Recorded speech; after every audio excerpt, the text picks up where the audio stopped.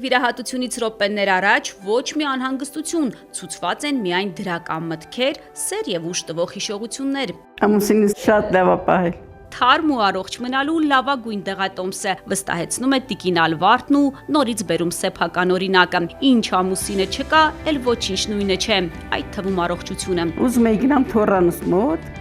ավտոբուս ուզում էի նստեմ, չկարողացա։ Եկա մի սորը հիվանդանոց, բժիշկն ասեց, պետք է անպապ օպերացիա անենք քեզ։ Մի քանի անգամ ստացել է դեղորայքային բուժման կուրս,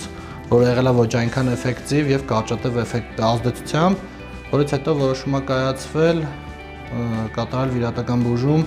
կոնքազդրային հոդի տոտալ էնդոպրոթեզավորում։ Վախերն էի, որովհետեւ ասի կարող է դանակի դակից դուրս չգամ, շատ եմ անում։ Ինքն ասես դանակ չինելու, պրոթեզ ենք դնելու, հետո պրոթեզից վախեցա։ Մեկ էլ ասեց խաթուտիկ ենք վերելու, խաթիկով 3 օր ման կգաս, 3 օրից հետո արդեն փետո ման կգաս, լավ կլինի։ Հոդի ֆունկցիան է վերականգնվում։ Ցավերը կորում են, հիվանդի կյանքի որակը բարելավում է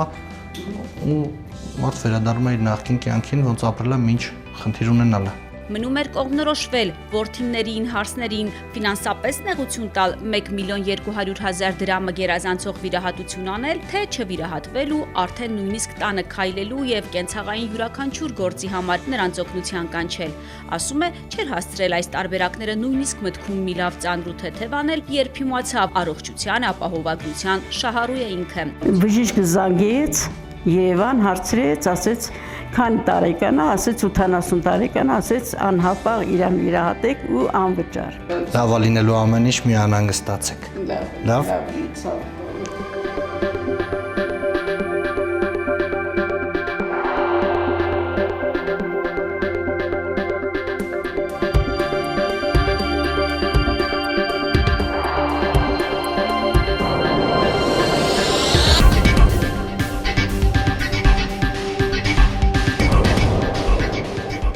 Հրազդանի բժշկական կենտրոնում ապահովագրության ներդրումից հետո ընդամենը 3 ամսում արվել է կոնքազդրային հոդի այնքան էնդոպրոթեզավորում, որքան որ նախկինում արվում էր 1 ամբողջ տարում։ Դիմելությունը միանշանակ բարձրացել է,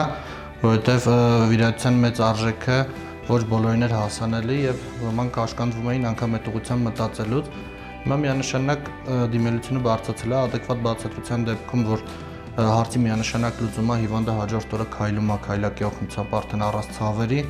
պացիենտների մեծ մասը որոշում են կայացնում վիրահատվել։ Ունենք բավական լավ անեստեզիոլոգիական, ռեանիմատոլոգիական ծառայություն,